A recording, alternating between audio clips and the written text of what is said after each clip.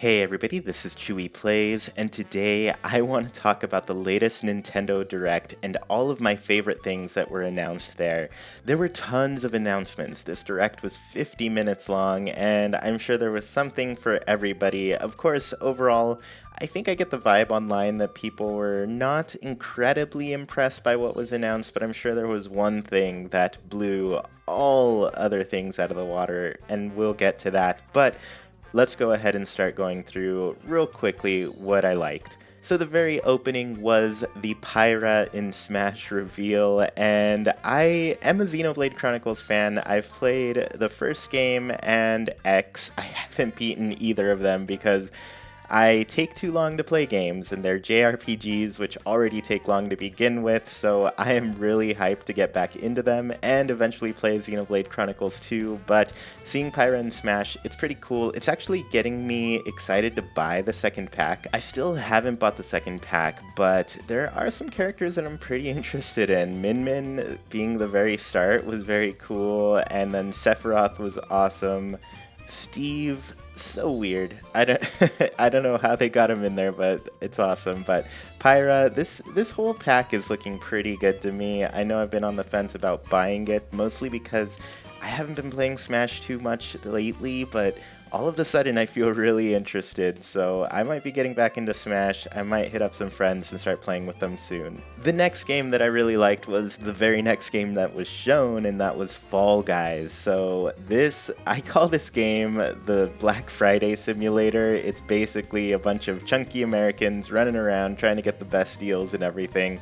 I love it. I've been so jealous of people playing it on PC and PlayStation, and I'm so ready for it to come to Switch. I'm going to be picking this one up for sure. It's too bad we only got like a vague summer date for this one, so don't quite know when it's going to come out, but I do know I'm going to be picking it up in the summer at least, so that's going to be something I'm very excited to play this summer. The next game that really caught my eye was Mario Golf Super Rush. I am going to tell you all a pretty embarrassing story right now, but I think I was in 4th grade or so, and I got really into Mario Golf 64, the one that was for 64. I think it was just Mario Golf. That was the title for it, and I loved that game so much so that I wrote a story that was Mario Golf themed, and that is how much I liked Mario Golf as a kid. It still remains one of my favorite Mario sports games. Actually, it is my favorite. Like, I'm not gonna lie to you. I love Mario Golf in general. You know, it's not a sport that too many people can get really excited about, but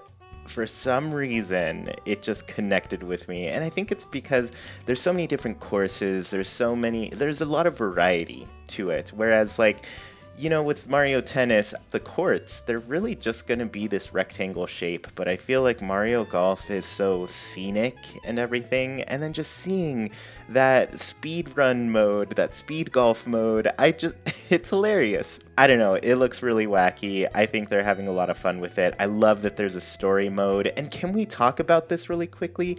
There are Miis in this game. I literally talked to somebody on Twitter the other day, and I said, if I didn't think Mii games were dead, I would totally be rooting for Tomodachi Life 2 or something. And little do we know, there are Mii options in this Mario Golf story mode, and then the follow-up here is Metopia is coming to Switch as well. I was literally about to buy this game on my 3DS at some point, probably 2 or 3 weeks ago. I decided not to, I skipped it and got WarioWare Gold instead, but you should know that Metopia was definitely the next thing I was interested in. So this is basically kind of a fun, funky RPG type of thing, little story, there's a horse, you all saw the whole thing. I am kind of excited for it. I like that you can create a bunch of different Miis and make them part of your story, and it just seems like a really wacky thing to do, and that's kind of what was fun about things like Tomodachi Life and everything. I know my friend Curry told me that it was a very fun game to stream because of how invested people get in the characters, because you create these characters, you create these Miis, and so I'm kind of wondering how that whole journey will go. Like I said, I never bought it on 3DS, but I am interested in getting it for the Switch, so we'll see what happens when time comes around, but both of those games, Mario Golf and Metopia, are bringing Mii's back, and I'm not upset about this at all. I want to see more Mii games on the Switch, and maybe they'll make that happen. Maybe Tomodachi Life 2 is on the way. The next game, my bread and butter, Animal Crossing New Horizons, the game that just keeps giving and slightly disappointing some people, but me, I'm still happy with it. I'm having a lot of fun with Animal Crossing, as I always do, and this Mario stuff, I'll be honest with you, I am not the biggest fan of the Nintendo items in Animal Crossing. I think I just got a lot of burnout from them in New Leaf. Back when New Leaf came out, I was still going to like conventions. Remember those, by the way, when people could go to conventions and outside? Anyways, I was going to conventions. I got a bunch of people in my Street Pass Plaza, and every single house had some Nintendo room, and I just got so tired of it because, for one, you can't order these items from them. That's one of the cool things about the Street Pass Plaza, is that you can order 5 items a day from that place, and the fact that you couldn't order the Nintendo items that people had on display felt like, okay, yeah, I get it. I can't even get this. And just seeing them over and over, I got over it. But Animal Crossing New Horizons has given me a nice little break from those items. I feel like they're well distanced now. And looking at the trailer and seeing them actually there, they look so much better than they ever did. I am really actually pretty excited about it. The mushrooms are especially great. I am going to be using those all over. But you can't watch this and not talk about the warp pipes. The warp pipes are incredible. This is the last thing I expected to happen. I did not expect to have a warp pipe that actually worked and took you some other place. So there is some information, I think, on the Japanese website about them, and they have confirmed that you can have multiple warp pipes, but if you do, you're going to be ending up in a random one. It doesn't really let you program where each warp pipe takes you. That would be cool, but it's still, it's something. The other thing you can do is that you can put one inside your house and warp from your house to another place. So the one thing I'm kind of wondering about this is, how are the loading screens going to look when we actually have this? Because they kind of showed us this like instant kind of thing, but I have a feeling that they did a cut there and sped it up for us, so it's not going to be as instant.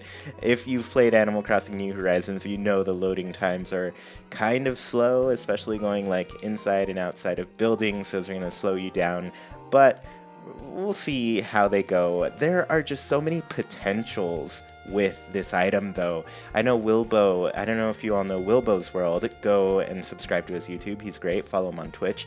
But Wilbo mentioned on Twitter that there is a glitch that can get you on the 4th layer, and if you put a warp pipe up there, people who visit you can go to the 4th layer of your island now. So if they don't patch that out, people are going to be having legitimate 4-tier islands on this game for the first time. Like, that hasn't been able to happen before. It's really exciting to see that's a possibility. The other thing is really cool. You can make like completely inaccessible parts of your island if you want to. Like, you can make an island on your island and have a warp pipe that takes you there. And I don't know, the possibilities are endless with this item. I remember back to like the secret waterfall tunnel. I don't know if you all saw that, but now we have like a legitimate way to warp through and have these secret passages and secret entrances. So I'm really excited to see what people do with these things. I wonder if we can customize them, because I don't know, I feel like that we should be able to get different colors, right?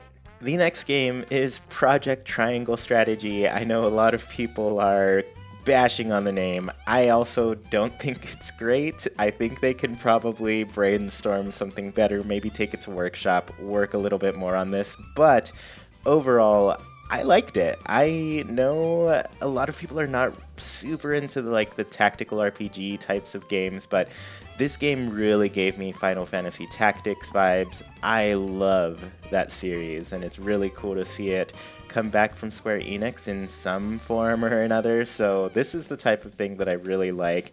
Terrible name, of course, but I don't know, I'm pretty into it, and I think Polygon wrote an article about how this looks like one of the best games ever, and honestly I think me and Polygon are some of the only people who think that, and you know, other people who are also into tactical RPGs like this, so it's what I'm looking out for. I've downloaded the demo, so I'm going to try it out this weekend hopefully, but I'm really excited for it. I feel like I'm going to get in trouble for not talking about Zelda the Skyward Sword, so I'm going to mention it pretty quickly.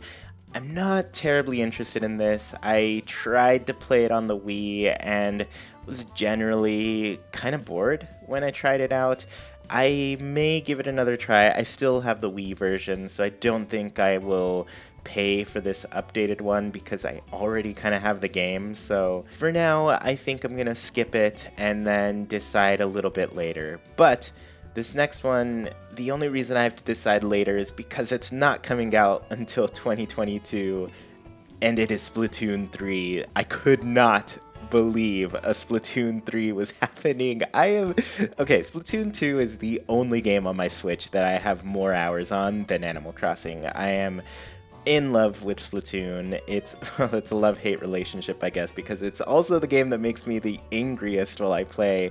I'm sorry if I've ever yelled at you while playing in Splatoon, but it comes out of me. It brings it out of me. Anyways, Splatoon 3, incredible. I really love how this team is consistent in the sense of, like, the next game is very based off of the Splatfests that happened. The last Splatfest in Splatoon 2 was Chaos versus Order. Go Team Chaos. We won. Chaos has taken over, and it seems like they're going off of that theme pretty well, and I'm really excited to see what they do with it. There were a bunch of really cool visuals at the beginning. For one, the character customization looks like it was improved, kind of like Animal Crossing where, you know, the gender you pick doesn't really matter. The hairstyles aren't locked to any one gender, so you can just change your hair on a whim for whatever. Skin tones are still there, eye colors are still there, but the Salmonid, seeing the little small fry friend that you can get, and that he's like partly customizable, adorable. The salmon that we're killing in Salmon Run, I feel bad now because obviously they're our friends. We can't be doing that anymore. We gotta shut Grizzco down. They shouldn't be doing what they're doing. Bad business plan. As a player, the thing that stood out to me was definitely how the spawn points work. I don't know if we're going to be like picking where we're spawning from at all times. I wonder if there's limitations to that. There's some new moves that Nintendo talked about. For example, we've got this really high jump where we can jump from walls and shoot people out of the air. It looks really cool. All these new things. The weapons have some new looks. The characters have some new looks. I really love how they have this ability to just keep bringing some fresh ideas to this game, and I'm really excited to see what they do with this one. It's going to be a hard wait for 2022 for this. I need it right now. Anyways, this is what I thought about the Nintendo Direct. Overall, there were plenty of things that I am excited about. How many things did I list? I think I listed 7 different things that are coming up, and honestly, on my schedule, it's already hard to get through any games, so this is plenty for me, my time, and everything. Please let me know what you liked. Let me know if there's something that I missed that you really like and think I should try out. I know Monster Hunter is probably going to come up on that, and I'll be honest with you, this trailer nearly sold it on me. I was pretty interested. I've always been like slightly interested in Monster Hunter, but this one, it almost got me there. So if you all have really good things to say about any games, let me know in the comments. I'd be happy to hear it. Let me know if you're happy with the Direct, disappointed, if there's plenty for you to just like play over the next year while we wait for Splatoon 3. Let me know. I'm really excited to hear from you all. Anyways, this is Chuy Plays once again. Thank you so much for watching. Be sure to like, comment, share, and subscribe, and I'll talk to you all next time. Bye.